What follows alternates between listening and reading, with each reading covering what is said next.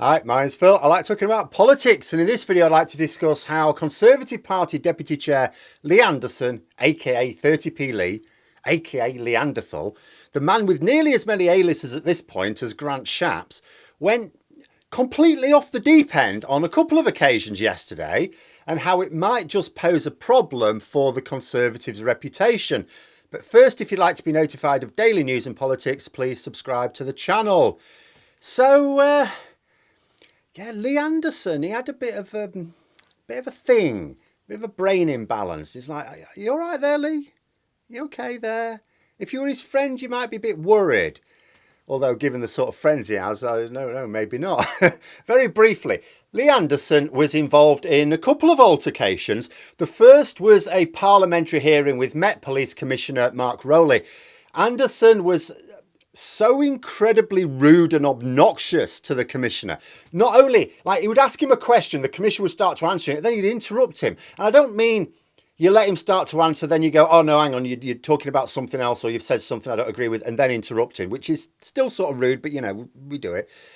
But like, instantly interrupting him. He asks his question, the commissioner goes, well, oh no.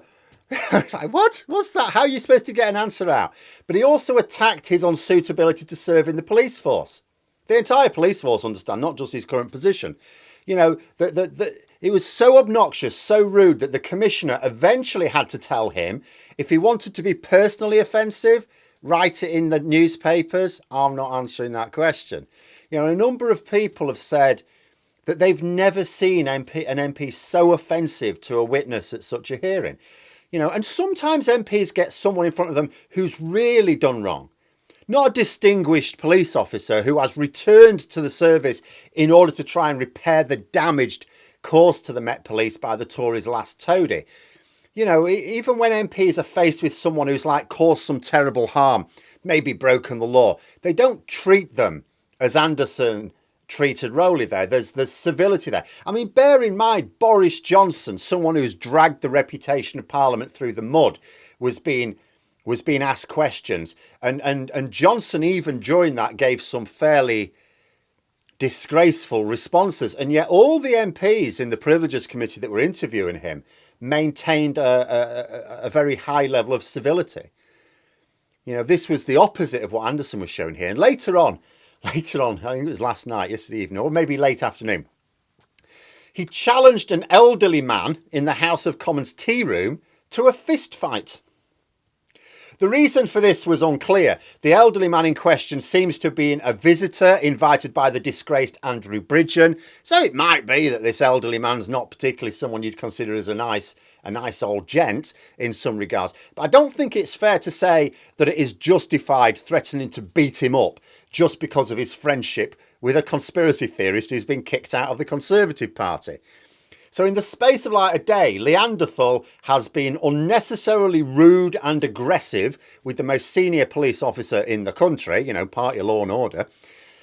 I don't mean asking tough questions because he wants to challenge his decision. I don't mean that. MPs can and should do that. I mean being personally offensive on a personal level and consistently interrupting every few words when he's trying to give the response.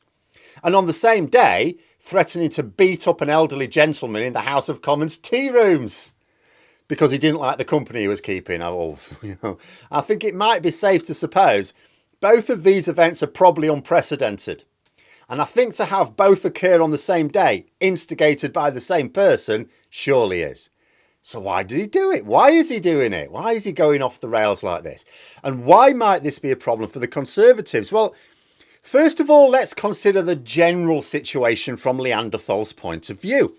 See, he was on a pretty modest wage, I gather. I think it might have even been below the national average wage.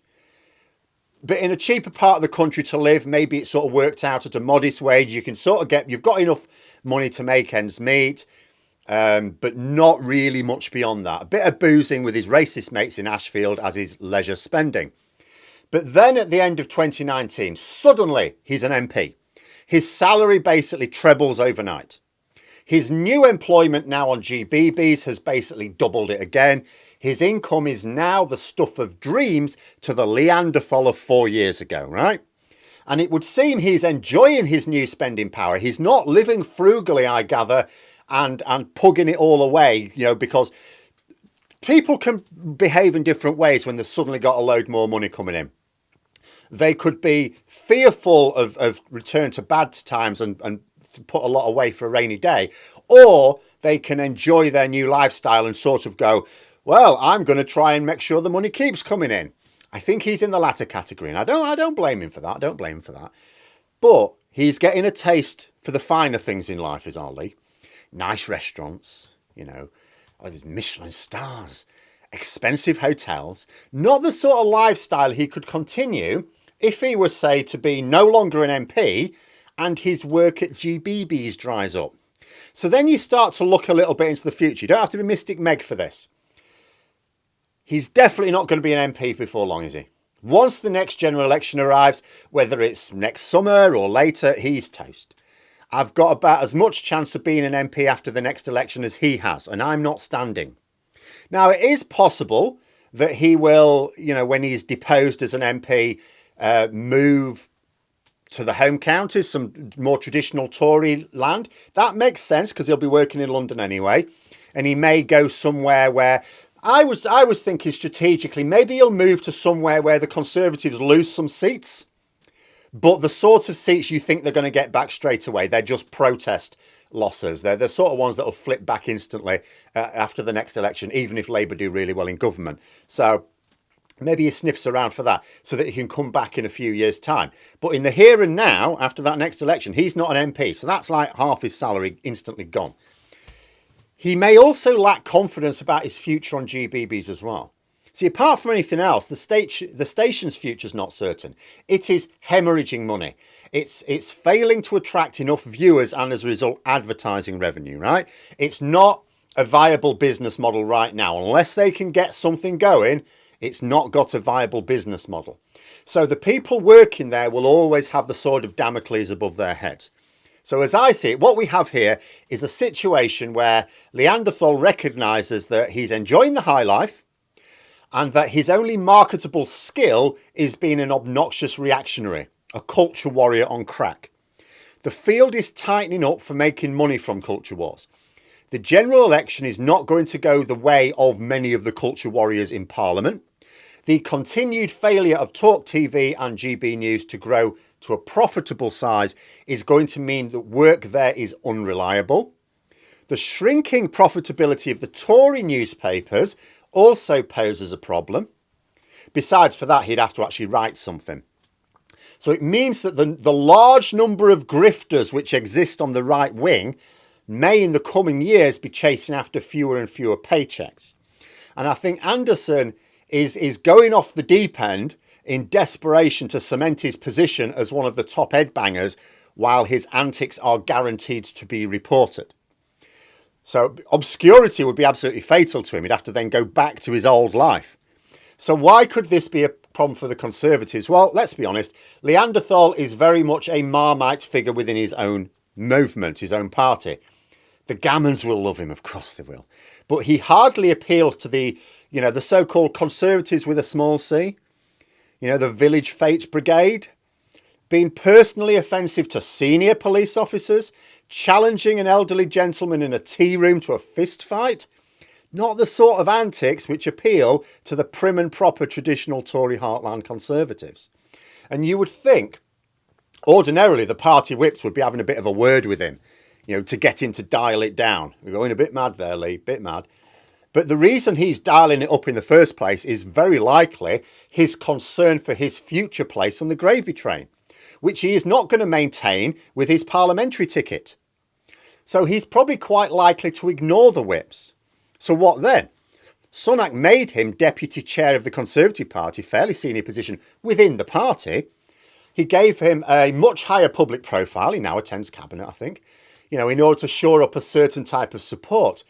But he may have created a monster if the appointment upsets other important support bases, and if Sunak is unable to control his own monster. And this sort of behaviour, albeit maybe not on the Lee Anderthal scale, may become a more general problem amongst Tory MPs, because right now, you notice the vast majority of Labour MPs all getting their heads down and pulling together. You know, they've been out of power for 13 years. They can see the destruction caused by the Tories all around them. Keir Starmer was again saying today, you know, almost nothing works in the country. I can't remember if they said almost nothing works or almost everything's broken. I think he said almost nothing works. And I thought to myself, where's the almost come from? What does he think is working? I can't, honestly, I'm trying not to be facetious. I cannot think of anything right now in terms of our national infrastructure that works as well or better than it did in 2010. I cannot actually think of anything in all seriousness. But anyway, so they see all this and they think we've had enough. So they are now working together to end their exile. They've had enough. They're working together. Now, there are clearly many Conservative MPs want to do the same because they recognise they need to have any chance. But it only takes a few high-profile nutters, especially when the leadership is too weak to either control or expel them, and the entire party looks chaotic and unruly.